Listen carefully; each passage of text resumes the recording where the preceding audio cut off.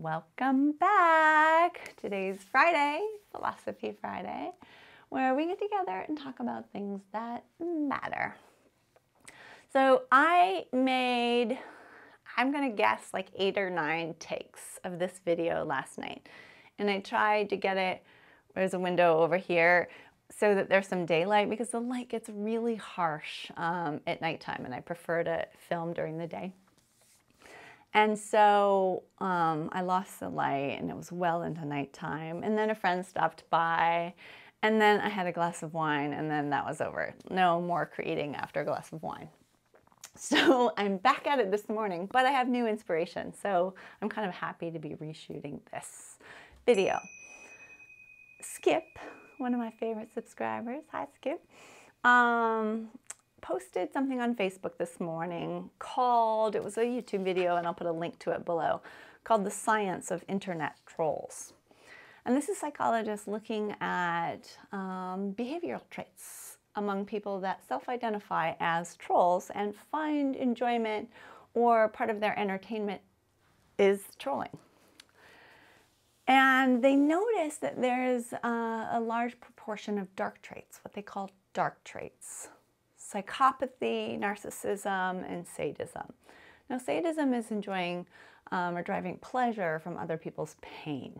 So the more pain they inflict, the more pleasurable it is for them, which leads to them being receiving more affirmation, more attention via their trolling, which only redoubles their efforts. So I know a while back, maybe a year ago, I got a mean comment that I addressed in a video, and I'll put a link to that one here, from a woman that, I don't even remember what she said now. See how unimportant these comments are? Anyway, so you can go watch it, and I might have to rewatch it too. But she said something that bothered me, and I made a video about it. Well, I've never heard from her since, and she didn't, a lot of you went bulldog on her, and she didn't respond to any of you either. So that's rather telling. And from my perspective, having done this for 2 years and feeling that when you create something, all of us creators are creating art. This is our art. This is our art form where we take something that doesn't exist and we breathe life into it with a little bit of technology and we present it to the world. And not everybody's going to like your art, right? So there's that. It's really not about you. It's about them. But as a creator, other people's opinions are not going to keep me from creating.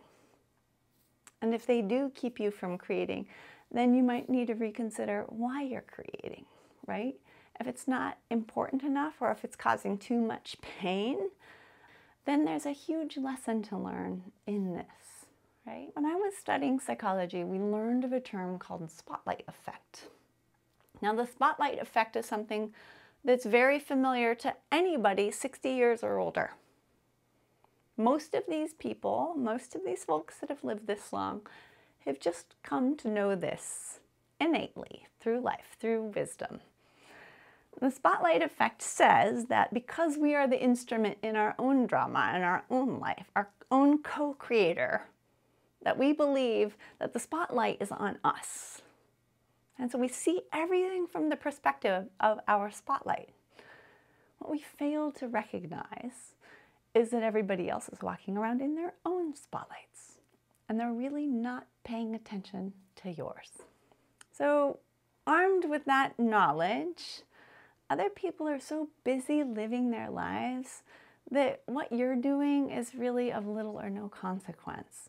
And if for a moment they happen to shine a little bit of their light over into your light, and something you're doing is disrupting them or bothering them, and they want to like lob a little mud at you, so be it. They will continue on down their way, and you'll still be standing in your own light, and they'll be in their own light. And that's just the way humans work, right? So to get upset about a troll or somebody saying something mean, or maybe we should just make this more personal. This week, I hurt somebody and was hurt by somebody. In 1 week, both of these people I love very much, and they love me very much. And it happens, right? We're having a bad day, we're feeling vulnerable, we're feeling afraid, we're feeling out of sorts, and somebody says just the wrong thing at the wrong time. And it feels like it's compounding pain rather than alleviating it. We have the choice to take it personally or not. We have the choice to make it about us, right? Spotlight effect, everything is happening. We are the star of our own show. It's all very important from my spotlight. But other people are going through their own dramas as well. And so it's almost never about you. Now, going back to the trolls, people that choose this kind of narcissistic sadist behavior and choose to project it onto other people, it's really not about the creator. Their narcissism and their trolling has nothing to do with me. I might be the recipient of it for a fleeting moment, and then they'll be gone, right? Or I can choose to engage and fuel it and feed it and create this this monster. So when we're doing anything, I think we have to ask ourselves whether what you're doing is important and vital enough that you would do it regardless. You would do it without the comments. You would do it without the praise. You would do it without the insults. And if the answer is yes, this is important enough work for me, this is what I want to do, there's no comment that could derail you ever, right? There's no one out there that can pull you from your axis. So I thought that was an interesting scientific look at trolling, but more so we have a choice on that, right? We have a choice to decide whether or not we're going to take somebody else's sticky dark matter, what do they call it, dark traits, and attach them to us and wear them around. Are we going to be wounded by somebody else's perceptions to the point it becomes our own dreadful identity? Is what other people say about us more important than what we know within our hearts to be true of us? Now, many of you were abused as children, right? Many people grew up feeling and thinking they were worthless. That's a really tough nut to crack, but it's so possible.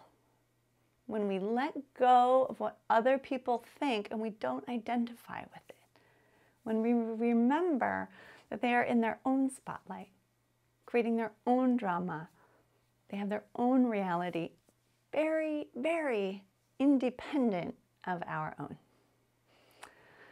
So just something to think about in relating to others, because we all have the ability to use this amazing resource called the internet to connect and to share and to grow. So that's what I want to choose time and time again. I hope you enjoyed the video. Thank you for being here, and I will see you next time. Yeah, that's all. Bye. And this is my favorite part, when you guys write in and ask questions and I get to answer them when I actually know the answer. So Chow CEO writes, Fresh Pea, how do you store basil when it's producing more than you can use? Well, basil's an easy one for me because I make pesto with it. I love basil, so I plant in abundance every year. So every season, several times during the season, I'm faced with this question. So I made a video last summer on how I make pesto. Now pesto will last for a few days in your refrigerator. If you cover it with oil, it keeps the basil from oxidizing, but it freezes beautifully. If you omit the cheese, then you can melt frozen pesto into your sauces Sprinkle a little fresh Parmesan cheese before you serve, and you'll never know that it wasn't made fresh that day. It's a delicious way to keep summer's bounty all year long. And for those of you new to the channel, welcome. I'd like to invite you to subscribe. And as always, shopfreshpea.com is a comprehensive list of everything, ingredients, tools, camera gear, ski wear that you see in the videos. I hope you've enjoyed, and thank you for being here, and I will see you next time.